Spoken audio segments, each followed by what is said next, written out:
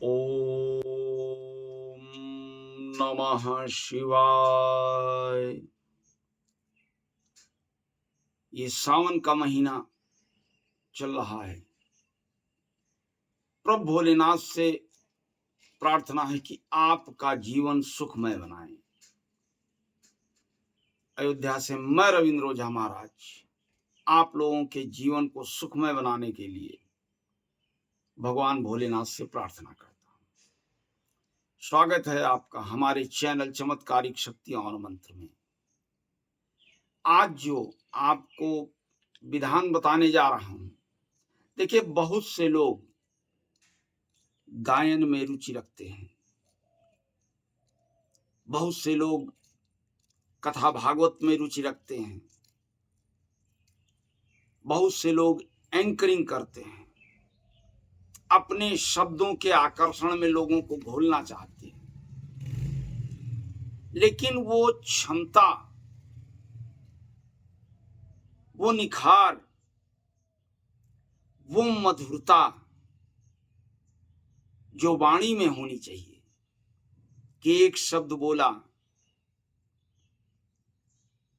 और व्यक्ति मोहित होकर के सम्मुख बैठ गया। अब आपके उस एक शब्द पर इतना प्रचंड प्रभाव उसके ऊपर पड़ा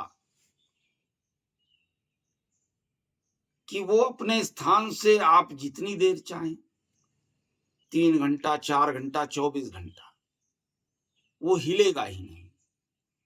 तो ये होता क्या है? कंठ की मधुरता, वो चाहे गायन में हो, चाहे प्रवचन में हो, चाहे कथा भागवत में हो, चाहे आकर्षण में हो, शब्द कब मधुर होंगे? जब कंठ में मधुरता आएगी। और कंठ कब सुरीला होगा?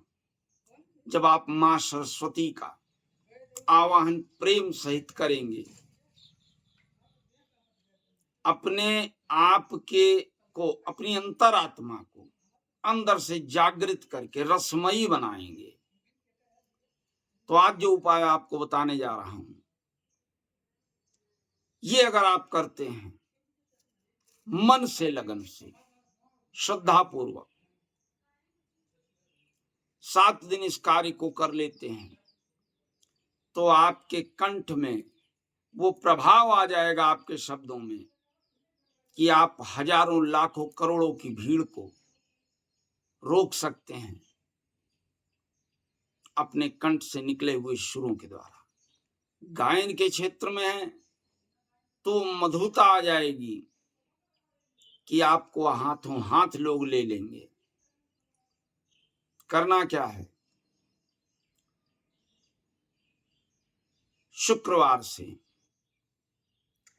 स्नान ध्यान करके इस एक मंत्र से मां सरस्वती का आवाहन करके बैठना है, लाल वस्त्र धारण करके हवन करना है। कम से कम 108 आहुतियां इस मंत्र से देना है।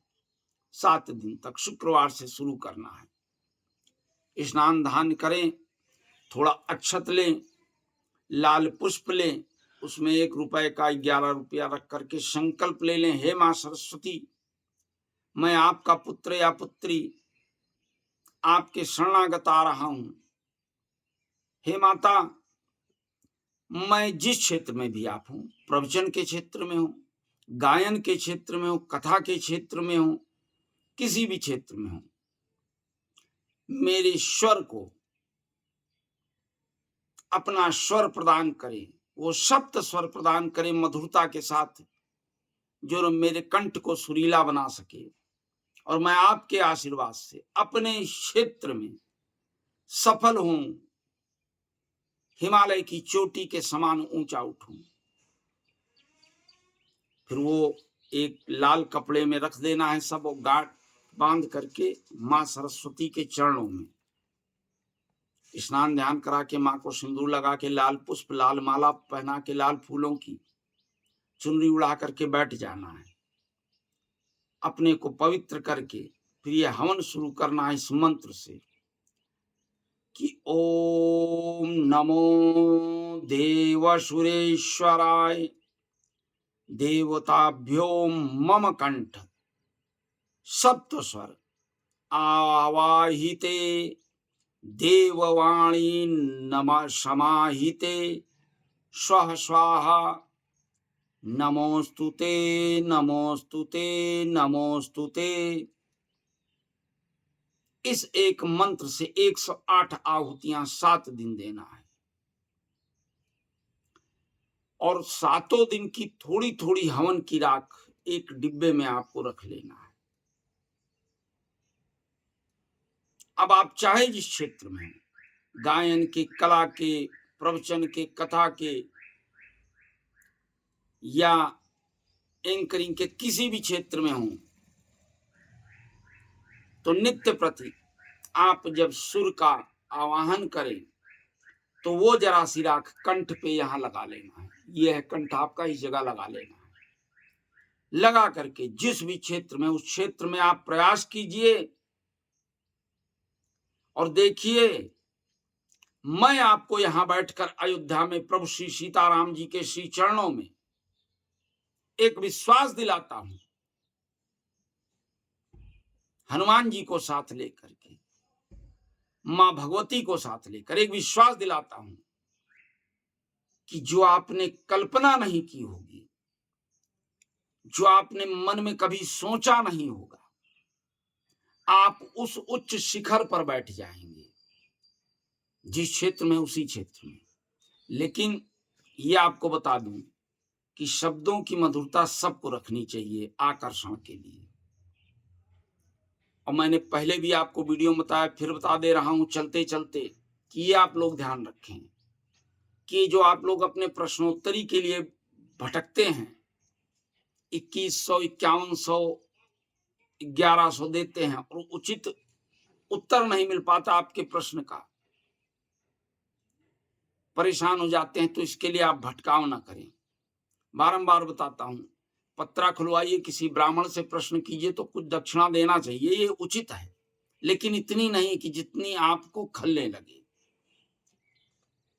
आप मुझसे कोई एक प्रश्न कर सकते हैं और उस प्रश्न का मैं आपको उचित उत्तर दूंगा, और जब उससे आप प्रसन्न हो जाएं, समझ में आए, तो आप मुझसे फोन पर संपर्क कर सकते हैं। लेकिन फिर बता दूं कि जो भी प्रश्न आप करेंगे,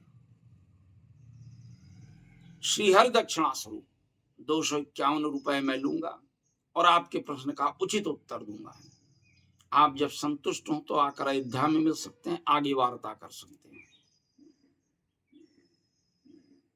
ये बताना मेरा कर्तव्य है, सोचना आपका कर्म है कि ब्राह्मण से प्रश्न करो, पत्रा खुलवाओ तो कुछ दक्षिणा न्यूनतम देनी चाहिए, इतनी नहीं कि अधिकतम दे दो कि आप परेशान हो जाओ, तो न्यूनतम धनराशि।